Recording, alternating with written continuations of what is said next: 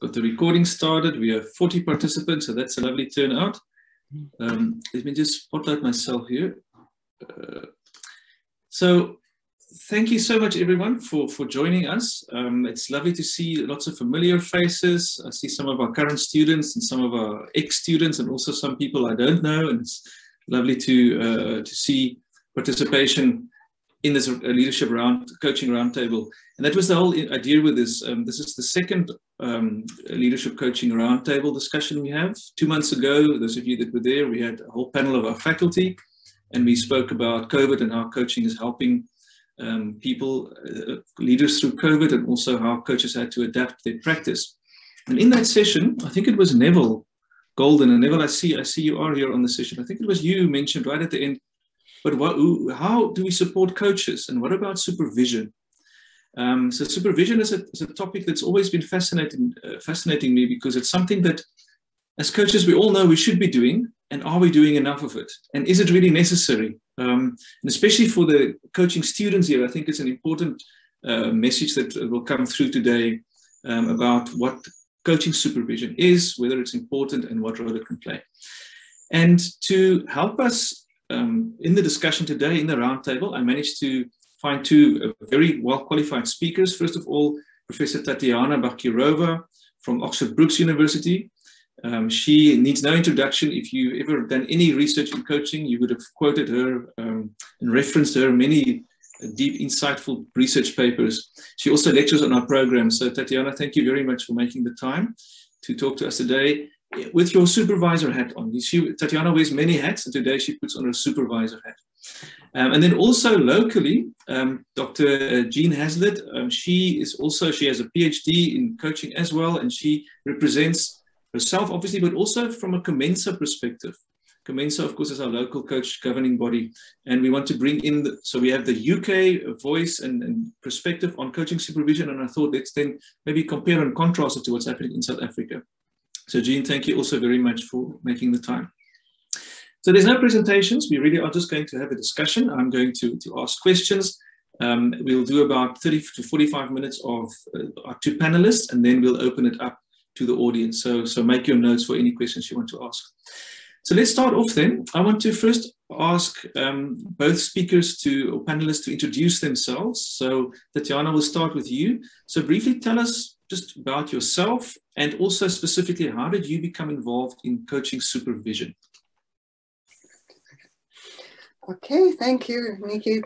I can start with just simple explanation, kind of how I end up with coaching in principle, because my background is psychology, organizational psychology. But when I moved to the UK, I did counseling, and I started supervising as a counselor. Coaching was only at the kind of initial stages of development at that time. And when the conversation about supervision started happening, I just felt that I'm kind of reasonably ready to contribute something to that.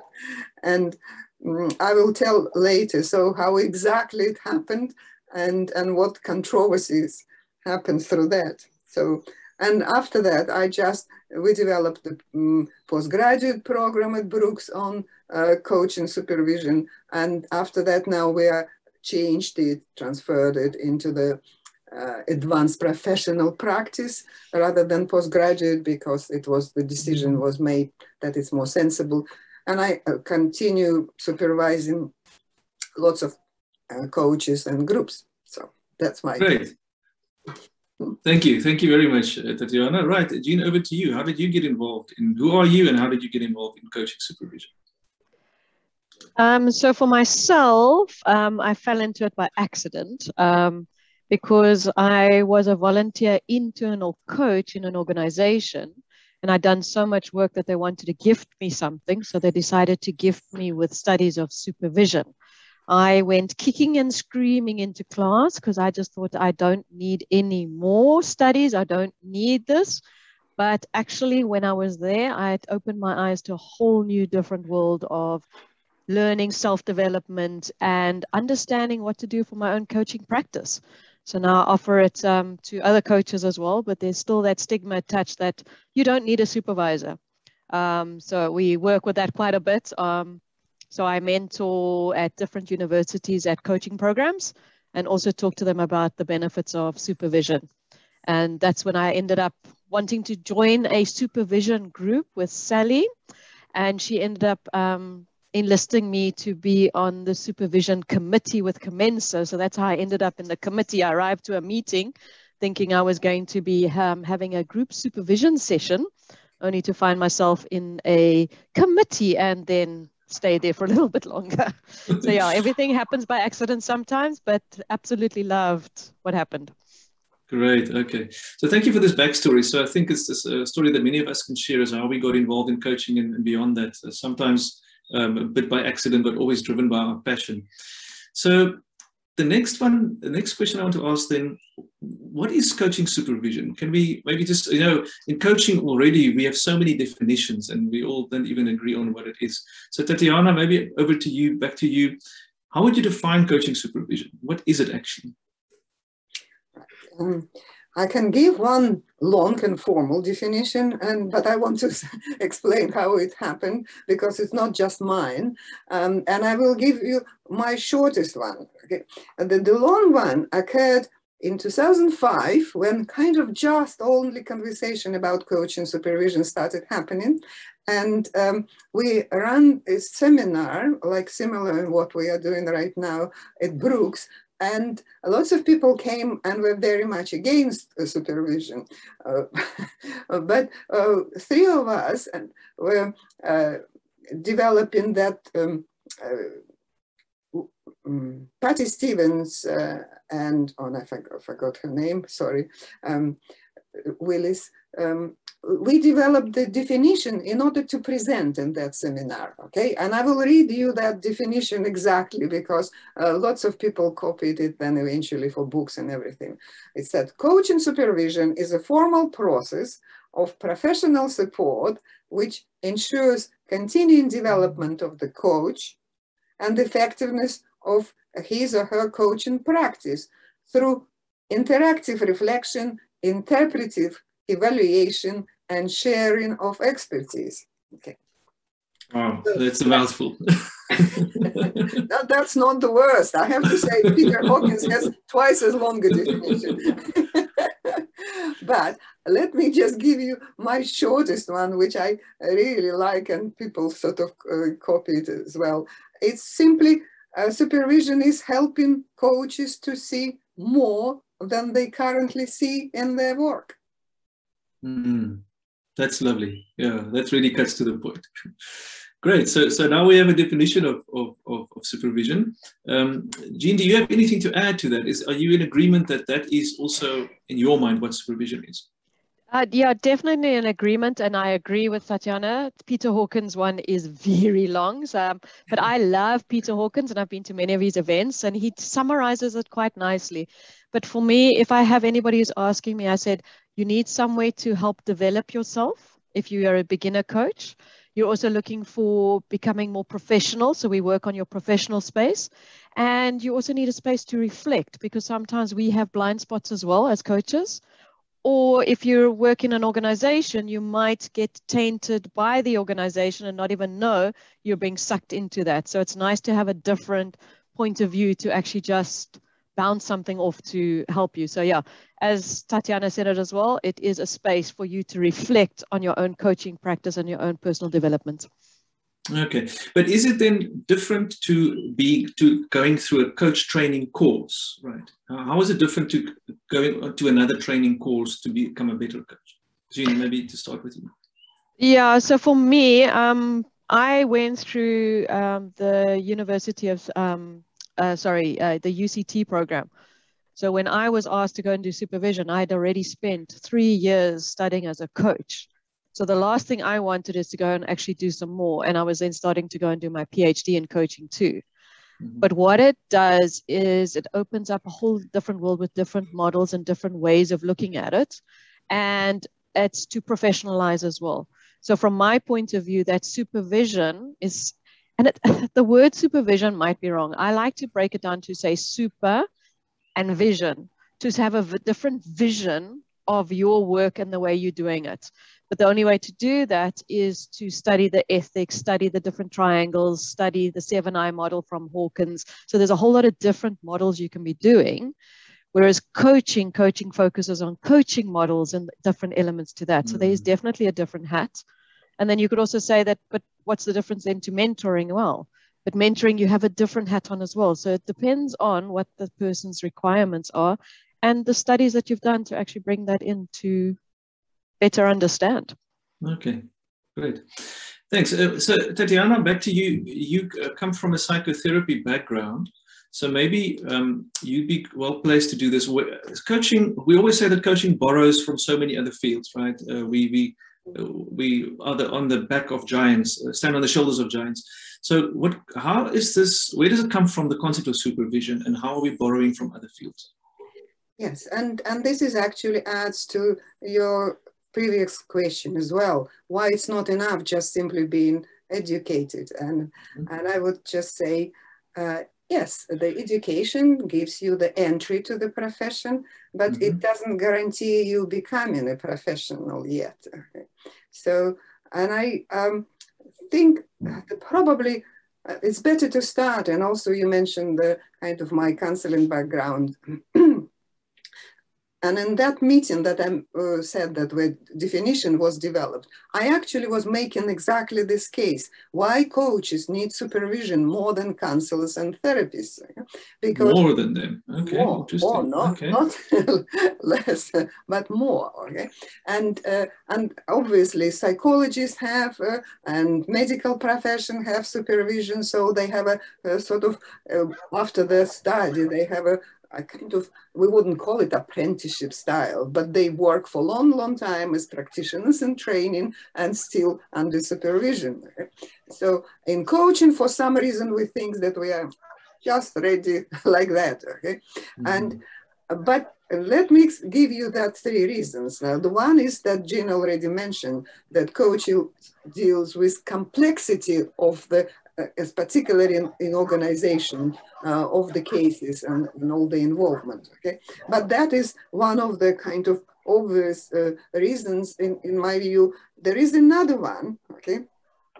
And I think it's because we deal with people who actually share with us a lot of different things, including the psychological difficulties, because in this world, there are no purely normal people. So everyone has some sort of deviation and difficulties. And how to recognize that you might be already tapping into the area that is not kind of completely suitable for your expertise. It's an issue of boundaries, and that's where supervision is needed. Coaches are not trained to recognize mental health issues, and that's where the supervision can help. Okay? And the third one, also interesting in comparison to counseling and psychotherapy, usually as a counselor, you have to take a lot of personal counseling or therapy before you actually start practicing. You work with your blind spots, you work with the history that can influence your practice. And coaches not even required to have even coaching before they start practicing. So, and from that point, we can see, yeah, this is really important. And plus, we develop bad habits. We are all prone to self-deception. We all have issues that are continually working through our professional life. You make a very strong case. I think anyone who's doubted whether they need a supervisor will not doubt this anymore, especially the bit about not knowing our boundaries. I feel personally also that coaches often don't have a strong psychological background. In some training courses, there's not a lot of theory about psychology. So where do we know that we step into that? So that's a very good point. Thank you for that. So, Nicky, I'd like to answer on that as well. Sure. Is because I also volunteer as an internal coach in an organization. But that space becomes very lonely.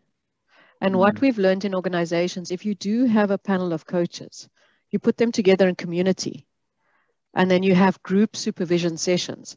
But the coaches can't share because of confidentiality. But what a supervisor can do is say, I'm picking up the trends in the organization, then go back to either the learning and development or the organizational development, say, we're noticing a trend of whatever it is, and say, how do you weave that into your leadership development programs? Because it's something that's coming through all the coaching.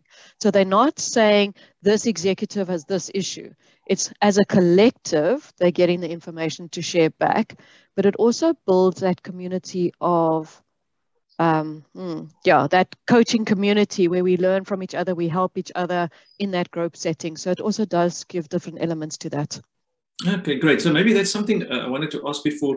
When we talk about coaching supervision, what different forms does it take? You mentioned now group supervision. I presume there is individual supervision. So maybe Tatiana, in your experience, what types of supervision is there? Well, there are obvious types like one-to-one supervision, and Jean already mentioned the group supervision. There are peer supervision with some sort of issues around that as well. And now we encourage people to have various forms. And for example, even one-off supervision. So you had, let's say you have something interesting to explore and you just choose someone who you know have expertise in this area and just fix one supervision session exactly on that topic. So it could be any forms. But now the question comes to my mind is, in coaching, we often battle with the fact that someone does a weekend course in coaching and calls himself a life coach, or even worse, an executive coach. And then you do people that do rigorous master's programs like we offer. And there's all debate around what makes a good coach. What qualifies someone as a coaching supervisor, and maybe given the different forms, as an individual supervisor, as a one-off supervisor, and as a peer or group supervisor? So maybe Tatiana, since you're on the screen, what qualifies someone to be a supervisor? Appropriate training to start with, and also experience eventually. But I think even if you just done the course and it's a decent course with the proper qualifications, and then you they decide whether it's appropriate for you to start. There are forms of accreditation as supervisor now. We do it at Brooks. Then professional bodies, they do accreditation like AMCC, AC, now Apex. All these professional organizations, they offer kind of, it's already recognition that you are not only qualified as a supervisor, but you also have sufficient experience to call yourself an accredited supervisor. So what I'm hearing is that you have to, so is it true that you have to be a coach first? You have to have some coaching experience, and then you do an additional training in supervision? Yes. Okay. So Jean, what is the position of COMENSA at the moment in terms of training supervisors and accrediting supervisors? So COMENSA doesn't do training as such. It's like telling COMENSA you need to be a training provider for coaches. It's exactly the same scenario. So as you said, there's some coaches out there that have had a 2-day coaching session and then they call themselves coaches. We have the same with supervisors. They've been coaching for many, many years, so they call themselves supervisors, but they don't have the studies or the background or the qualifications as yet. So it's the same scenario you have with coaching. And yes, the program I went through, I had to have so many hours of coaching and coaching experience before I could even go and do the training as a supervisor.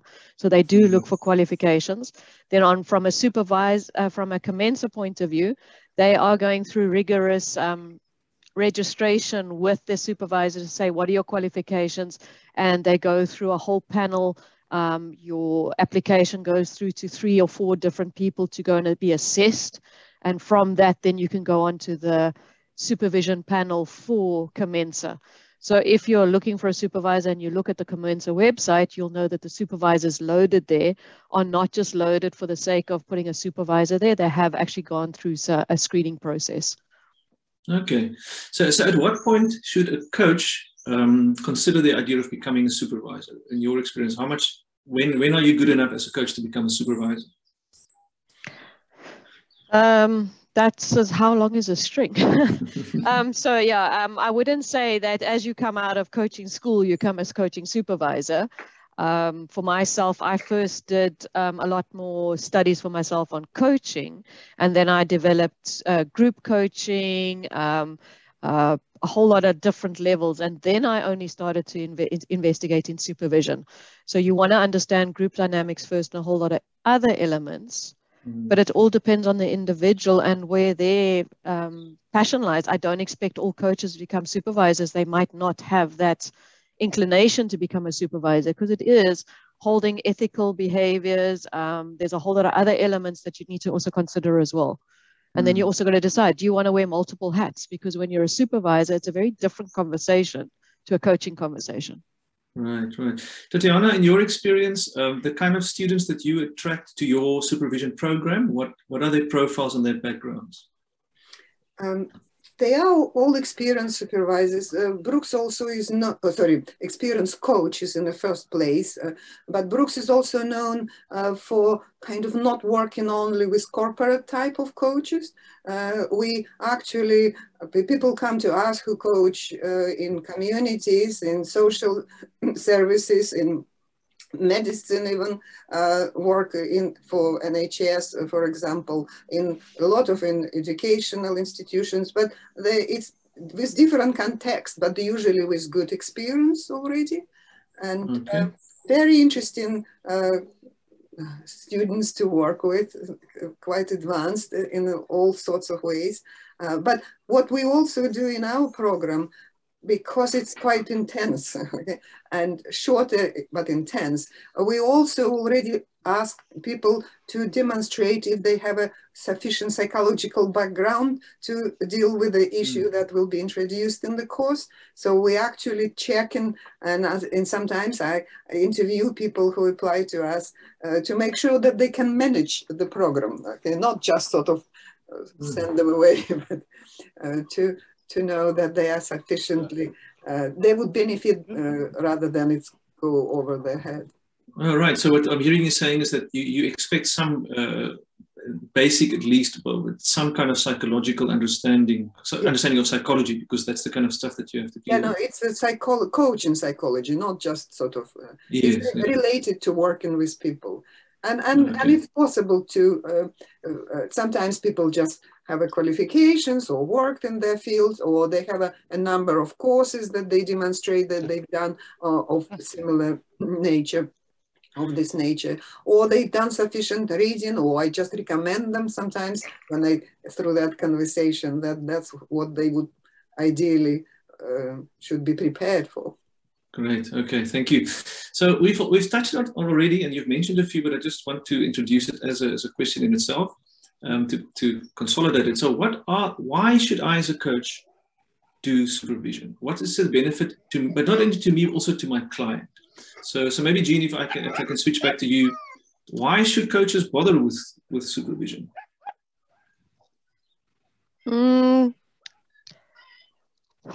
That's many different ways. So for me, I have a lot of skeptics, but after having a conversation, they say, okay, now happy to actually come to supervision. So what COMENSA has done as well, because there has been a lot of skeptics, we do offer free supervision events for people to just come and be exposed and learn what supervision is.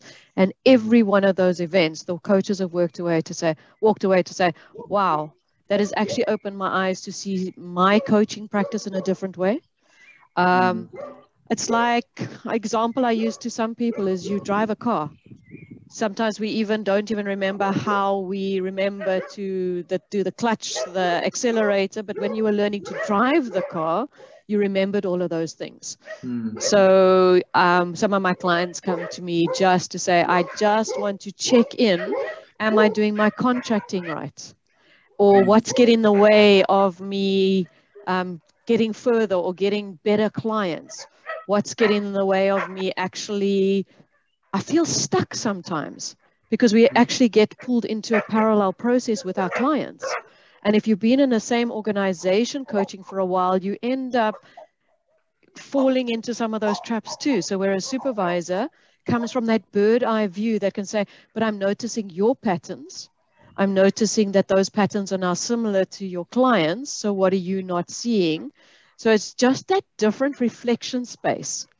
And other clients come to me and say, this is just a great place to reflect because I've got nowhere else to talk about it. So there's multiple elements that you can actually look at supervision. Okay, great. Thanks for that. Tatiana, in your experience, what are the benefits for coaches? Right, okay. I would say there are three well-known functions of supervision, okay, which is normative, formative, and restorative, okay? And I kind of, and we need to start from normative, although it's the most questionable, and that's why people often don't want to do supervision. By the way, I actually once ran the seminar under this title, 100 Reasons to Hate Supervision. and we didn't design 100, but it was quite a few, I have to say. So, but the one of the first things from the normative, I would say it's a quality control. Okay, it's a quality control for organizations. It's a quality control for the professional bodies. It's a quality control for coaching organizations who hire coaches and then send them to clients. It's interestingly enough, although clients don't care, but even someone mentioned in the chat right now, it's a quality control for clients, okay? Because if we, there are no other ways in our work actually to have quality control. Okay, everything is on trust, but with the supervisor, you can be open and then you can explore things happen and the supervisor can handle not to notice it. Okay, but for me, the most important benefit and function is developmental, which is the formative, okay? Because first of all, it is the tailor-made CPD, okay? It's a working exactly where you are, addressing the needs that exactly yours. It's actually focusing on something that you might only sense kind of on the edge of your learning, but that's the supervisor can kind of help and pinpoint it. And this is where that definition comes from. Noticing, helping coaches see more than they currently see. So when we can't see, it's developmental, okay? Right. And the last one is what already Jane mentioned even before. It's a, I kind of call it, it's called restorative, but I call it support system. It's a support system for coaches. And I don't know how you feel it there in South Africa. In UK, there are so many issues that coaches address, okay? They become exhausted. There are some signs of burnout, and that's one of the function of supervision to notice. So, and strictly speaking, there are benefits to everyone, but through coach. Okay, wonderful. So, and Nicky, the one other thing, sorry, the one thing that we forgot as well is in an organization like mine where we play, ethical, so the ethics. So if I'm coaching the manager and the subordinates, what are you allowed to share in that? So it becomes a little bit tricky as well. Or if you're doing relationship coaching, it's that ethical part as well. So I've had many clients come to me just saying, I just want to bounce this off you because am I crossing any boundaries here or not? So it's on that ethics too. Okay, great. Very important. Yeah, ethics in coaching already important. So where do we go with our questions if we can't ask if it's confidential? So something that's been, you've both have alluded to as well, Tatiana mentioned the 100 reasons to what not to like supervision. And I know from COMENSA also anecdotally that coaches aren't that keen on supervision. Well, this is just what I hear. So maybe starting with you, Jean, what is in South Africa anyway, your sense of the attitude of coaches towards supervision and the reasons behind that? So on that, that's why COMENSA started to do the free supervision sessions to get the knowledge out there of what supervision is. Because a lot of people says, are you actually coming to sit in the room and watch me supervise or watch me coach my clients and then give me tips on what I'm doing wrong or right? That is not what supervision is. And that's why I said the name supervision, it's more like that supervision, to have that bird's eye view. So it's having a conversation, linking to your contracting, linking to your profession. It's more around that. So it is an educational level more for us, for my side from South Africa, about what the benefits are around supervision. Then from an organizational point of view, you'll notice a lot more organizations in South Africa are asking coaches, are you in mentoring or are you in supervision? Because they're noticing now that that means you've got your own development plan in place and you're actually working on yourself continuously. If you're not, then how are you actually working with their senior leaders or their leadership? So in South Africa, do you think the fact that many coaches are not using well, I'm presuming, I don't know, are not using supervisors is because they're not well informed? Or is there still a stigma, or is it just misunderstanding, or is it really that they think there's no benefit for them? It's multiple of those questions. So each coach would have their own reason for it. So it also depends on the studies they went to. So some of the coaching schools bring in supervision, so they get exposed to it. Other schools don't. They only bring in mentoring, so they don't understand the difference between them. So yes, it's education, it's marketing about it, and also we don't have that many supervisors around in South Africa. So before lockdown, it was resources, but now with lockdown, everybody's noticed you can actually do it online. So you can find an international supervisor who helps you. So I have 2 or 3 different supervisors for different reasons, because they are experts in different fields. So I tap into them for many different reasons for myself. And it's also because I also get stuck, get caught up. I'm also a coach. So I need to also keep checking on myself as well. Okay. And just while we're on COMENSA, is it, I seem to remember that if you do credentialing in COMENSA and you become a professional coach, you know, the 3 different levels, that isn't it true that part of that is that you have to be in supervision as well? Or am I? Yes, they are. Okay. And they are looking at then doing yours, like your CPD, your continuous learning points. Part of that you would have to have supervision as that. It's still in infant stages. It is still being worked on. But they've seen the benefit that we need to have those continuous development areas for your coaches, and supervision is definitely one of them. That's great. I often think that COMENSA is a step ahead of the ICFs and the EMCCs of the world, although no one knows about us. Tatiana, in your experience, what are the 100 reasons that coaches don't do supervision? You already kind of well summarized that. Some of them is just simply misunderstanding of what supervision is about. Okay. And Jean already explained some of them very clear, like thinking that someone is sitting next to you. Another one is probably from the same category of misunderstanding is they say, oh, it's breaking confidentiality.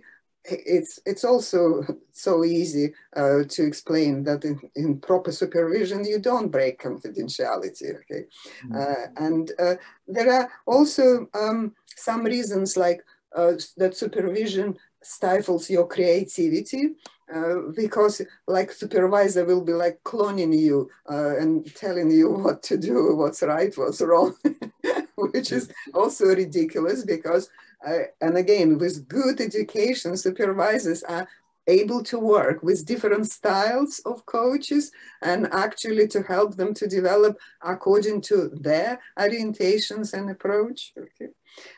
But there are more interesting reasons which are difficult and I would say sort of unfortunate for us as a profession, because, for example, coaches are usually entrepreneurs mainly, okay? So they just don't want to lose money. They say it's a financial reason, so why do I have to share that?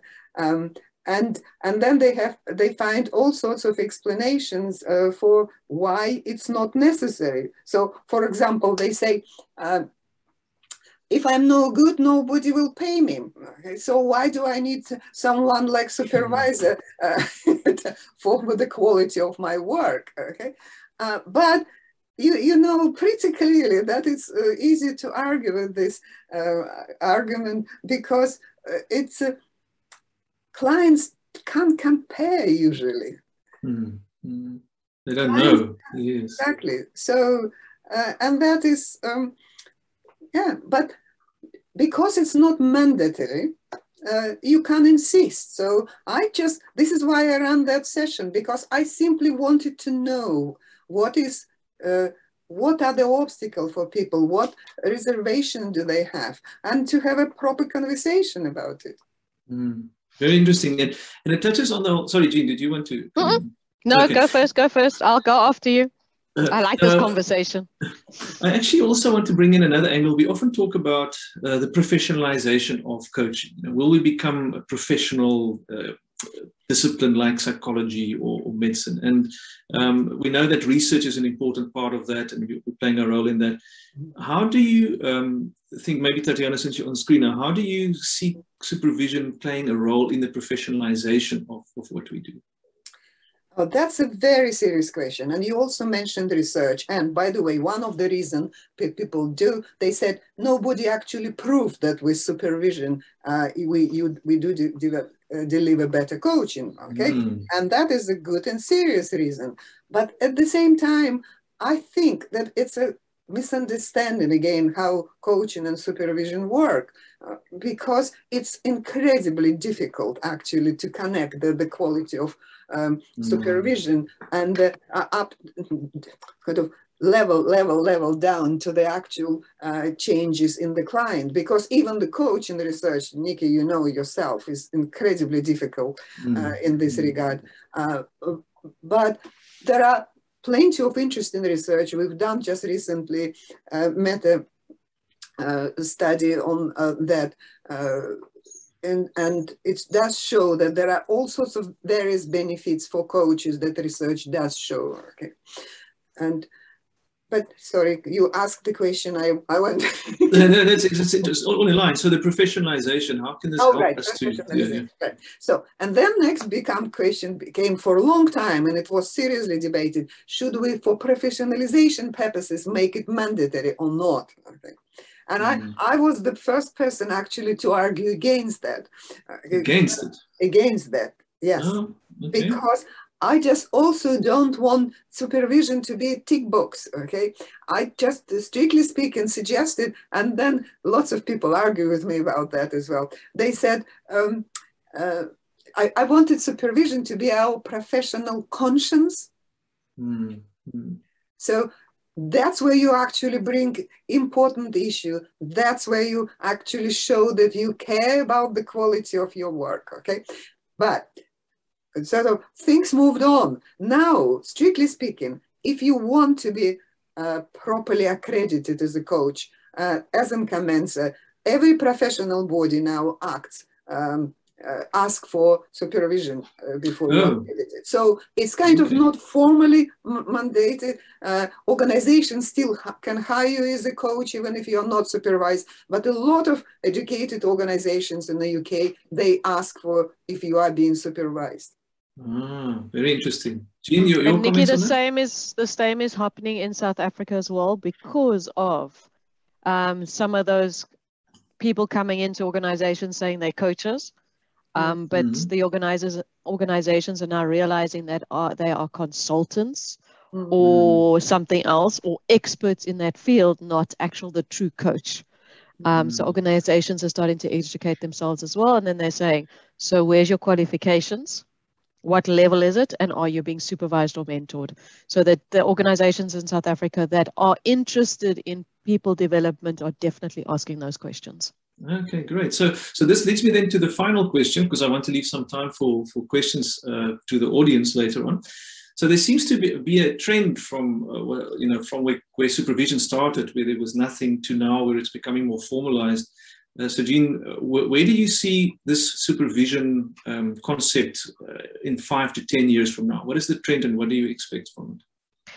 Well, like other professional bodies, doctors keep growing themselves and keep learning. You don't want to go to a doctor who hasn't picked up a book in 10 years. You want them to be up to date and upskilling themselves. Same with psychology and that. Things change. We've just gone through, we're still going through the pandemic. Mental health is huge at the moment. So I'm seeing an uptick happening for coaching coming into the space. And then for that as well, there's going to be a trend that the coaches are also going to need some support. So from a support point of view, I definitely see they're going to be calling out, whether it's a supervisor, a mentor, or something. But supervision then gives you that qualification that you're actually skilled to help. And the one thing I wanted to mention earlier is I have a lot of clients that come to me and say, but I want to only go to a supervisor who is trained in my coaching style, which is also a fallacy because the supervisors have different models. It doesn't matter what coaching style you're trained in, your supervisor is trained to work with you through any of the models. So I've been exposed to many different coaching models just through the clients that I've managed to supervise. And it's been a very interesting journey for me too. So just like in coaching, your clients teach you something as a supervisor, your coaches teach you as well. So I'm always learning and always developing. And sometimes I have to go back and say, I need to go check on that because that was a very interesting scenario that we just had a discussion on. So it's always developing and growing yourself. So supervisors get together and have communities and saying, so what have you learned through supervision? How do you work with this one? So it's always ongoing learning. We've become continuous learners. Great. Okay, great. So you see a future, a brighter future for supervision. Yeah, it's just hope the coaches get paid more so they pay the supervisors, you know. Yes. Tatiana, some final words from you in terms of where you see the trend in terms of supervision. No, I will stick with time. I just will say it will get better. Great. Okay, well, thank you so much. So just to be sure that we have some time for questions from the audience, does anyone have any questions for our two guests? Yeah, and can we make it like everyone together now? Gallery view, please. Sorry, there we go. Yeah. Although most people's cameras are off, but yeah. It's okay. Anyone with a question? I have a question. We don't see the gallery, Nicky. I see. Hold on, Tatiana, you must click on the view and say gallery view, not speaker view. Sorry, I've got you on Spotlight. Let me just remove Spotlight. This will do it for you. Right, okay. There you go. Right, great, thanks. Okay, so because it's lovely to see who is asking the question. Yes, and if you can switch on your camera if you don't have a bad hair day, that would be nice. Isabel, yes. Hi everyone, good afternoon. I do have a bad hair day, but just ignore it. I wanted to ask a question. I made a note on two things actually. So the first one was that in other professions there is almost like an apprentice period, and that doesn't exist in coaching, and how one could emulate that for current students or newly formed coaches. How is it possible to find an avenue of apprentice as a new coach?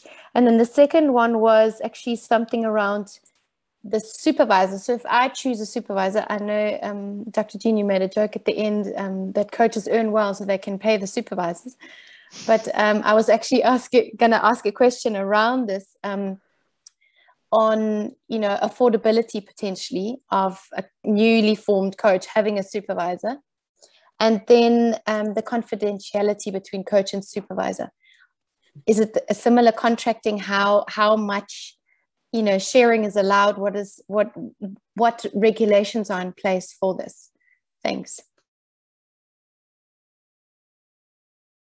Right. Who wants to take the question? Tatiana, you can go first. I really don't mind. Right. There was quite a few. Let's start from because I will need to have a reminder. In terms of confidentiality, it's easy because you never mention the clients. Okay. So, and that is as simple as that. You just to talk about the issues, because the topic of conversation, it's not actually necessarily about the clients. The topic of conversation and supervision, it's about you, how you deal with that. So the client is of secondary thing, okay? Then another question was about the apprenticeship. Okay. I don't know. I don't think it's possible to do. And this is the feature of our profession. So let me just say, as an example, at Brooks, when we study in our program, master's program, part of the program is providing supervision. Okay, so it's already implies that at that program you are talking to the supervisor when you learn. So that's already kind of a mini apprenticeship model. In our supervision program, we also, the supervision is included as part of becoming a supervisor. And we do it because we see it as important. Some other organizations and educational institutions, not or not yet. So that's why that answer. And was something in the middle as well? What was that? There's something about cost, Isabel, or your price. Right, yes, yeah. Okay. it's just more around the supervisor. Obviously, you'd have to pay him, like if I go and have a coaching session. So I'm thinking that potentially that could be a barrier. It is a barrier, yes, that's right. But look, again, I have argued that supervision should be affordable for anyone. And I'm afraid, again, because it's a feature of our field that everyone is entrepreneurial. And sometimes supervisors said that you have to pay to me exactly as much as your client pay to you, okay? I personally don't do that, okay? Because I just think, people who come to supervision, as I see them, they are not coming to make money. Okay? They are already feeling something given back to the profession. So they do charge reasonably. I don't know what you kind of, and they have a various scales, so they will negotiate with you, whether you are beginners, who you work with, how often you work exactly in coaching. So I just think most of supervisors, at least those I know, they would be quite reasonable. Just on that, with cost, you know, it's always such a vague thing. I actually did some research last year about average rates of coaching in Africa. So we did a survey of 300 plus people, and we found that the average rate of executive coach is 1,700 Rand an hour. And in South Africa, it's 1,500 Rand an hour. So what is that in pounds, anyone, quickly? To give Tatiana an idea, 1,500, what is it? So it's 700. It's coaches, not supervisors. You mean coaches, yeah. So 75. Coaches.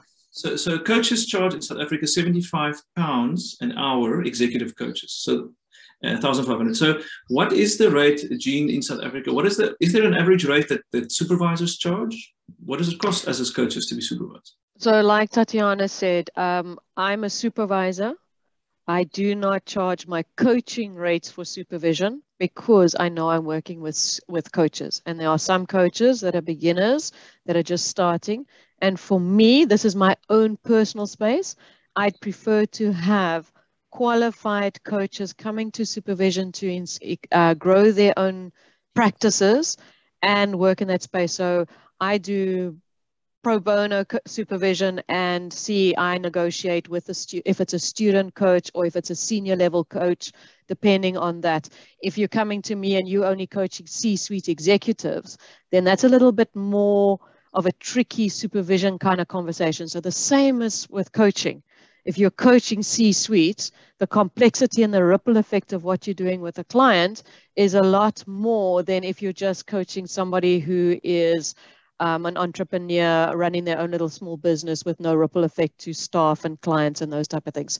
So yeah, for me, it ranges. It can go from, I think, 150 to 500 Rand an hour, right up to, like 1.7. depending. And there are some coaches that do it on a sliding scale to say, if you're coaching at this rate, you're seeing 3 or 4 clients before you come see me, let's have a conversation. So supervisors are open to negotiation. You must just have that conversation. And from that confidentiality that you asked around, it is based on the contracting. So I do supervision internally. And I even ask the coaches, do you want me to know you in the passages or not? So I ask that level to that. So I do the same thing with my coaching clients as well. Do you want to know me in the passages or not? So it's that contracting. Nice. Okay, so very practical advice. Thank you. Demi, I see your hand was up. Do you still have your question? Yes, I do. Thank you, Nikki, and our beautiful panel, the amazing Jean and the Tatiana. Always love listening to you. Thank you very much. My lesson I'm learning from this, especially from Eugene, is that if I want to be a supervisor, I must prepare to stay poor a little bit longer in coaching. Supervision doesn't make money. I'm not going to go and make a career at supervision. Yeah. So, but to build on that, on a serious note, is that we're a young profession, especially in our part of the world, and we do need to invest in this because it's a labor of love in a way. For us to really grow the profession, we need to invest in it. And people like Eugene that are doing supervision in that professional way, we've got to grow that. And I know there are other supervisors, but a question for Eugene, again, because I enjoyed that talk about internal supervision. I'm currently working with a client that's hesitant to bring in supervision, just unleash coaches into the system. And I've been insisting, and I don't want to push a little too much, they might eject me, and saying, you need supervision. They're like, but what's the point for that? We can't be paying someone extra for that. Coaches are expensive anyway. So how do you make the business case for a client in L&D or training that does not buy into the value of supervision? I benefited a lot from today, but some clients are not willing to spend that extra for that. So because of that, that's why I ended up doing a PhD, because I needed the information to actually do that. So if you look at a leadership development program that they pay thousands for, and they take all their leadership through it, they might tie that person up or link that person up with a coach. But then how are they making their leadership development program more agile and adaptive as their leaders grow? To be able to do that, you need to link all the elements together. So what supervision can do is bring all the different coaches together, get all that insights, then either partner with the learning and development team or the leadership development team to say, well, we're picking up these trends. How do you add that back into your leadership development program? So it closes the loop because of coaching being confidentiality and you can't share their information. But with a supervisor being able to come from holistic, I've been supervising 10 of your coaches. This is the trends I'm seeing. This is why supervision becomes important back into your organization. So Dimi, I don't know if that answers your question. Yeah, definitely does. Thank you. Thanks, Jen. Thanks, Nikki. Pleasure. Great, thank you. We have about 5 minutes left. So anyone else who has a question for Tatiana or Jean about this topic of supervision? Nikki, can I ask a question? It's Neville. Yeah, it's all your fault that we're having this discussion. I know, and it's been absolute. I'm so glad I suggested it because it really has been absolutely superb.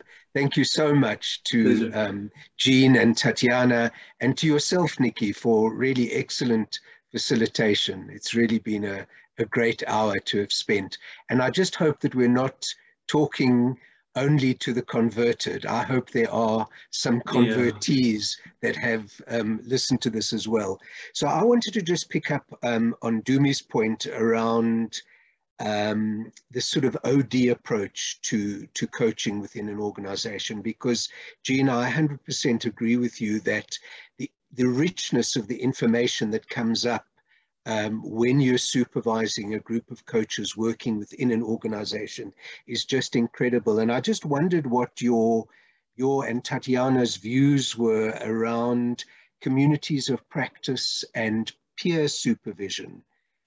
You know, I know it's not quite as good as having an actual trained, certified, qualified and experienced supervisor, but just perhaps some thoughts about communities of practice and peer supervision. Cool. Tatiana, you want to go first? Because I've been talking a lot. So yeah, Tatiana, go first. That's okay. It's okay. And I already even mentioned that there is the peer supervision is one of the forms, but it has some issues. And the issues are typical. It's a kind of not sufficient level of external perspective, okay? Because the peers usually create groups when they have a similar views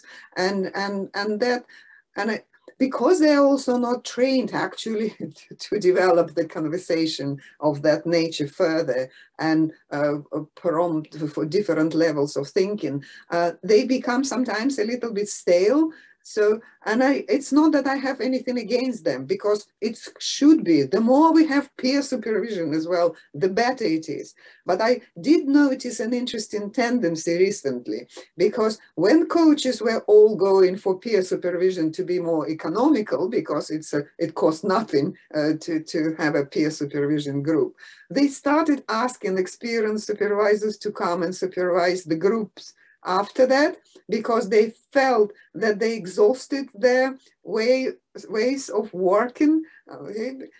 You know it's yourself, because people can coach themselves, but you know the difference when you coach them, and they know the difference. And the same happens with supervision. And from my side, Neville, from an internal organization trying to build a community of coaches together, yes, you have peer supervision with each other, but we tend to stick to coaching conversations because you haven't been trained at a different level to see things from a slightly different way, as Tatiana said. So in the organization I was in before we became supervisors, we did have community of practice, and it worked well to hold each other accountable to certain levels. But as soon as we brought in a trained supervisor, it changed the level of conversation we're actually having, and we actually developed and became better coaches because the conversation had a different dynamic. Great. Thank you. Thanks. Thanks for that question, Neville. Right, I think that was a really fantastic conversation. I certainly learned a lot. So I want to thank Tatiana and Jean very much for the time that you spent. Thank you also for the audience. It looks like in the chat box we do have a few potential convertees, and also for us, if we are the choir that's been preached to, what is that saying? Then let's at least go out and spread the word. I think it benefits all of us in our community, in our profession. So take this information and let's spread the word of the benefits of supervision. So thank you very much. We will do this again in 2 months' time in November. I don't have a specific topic yet. I'm thinking of a few, but watch out for the alumni communication. And also you can link with me on LinkedIn because I will post it there. And let's build our profession to the next level. Thank you, everyone. In South Africa, we have a long weekend. Tomorrow is a public holiday, so enjoy, and we'll see you again soon. Thank you, Tatiana and Jean, for your time. Thank you, everyone. Thank you, everyone, and thank you to all the new convertees over there. And yeah, spread the word. Knowledge is key. Thank you. Great, thanks. Right.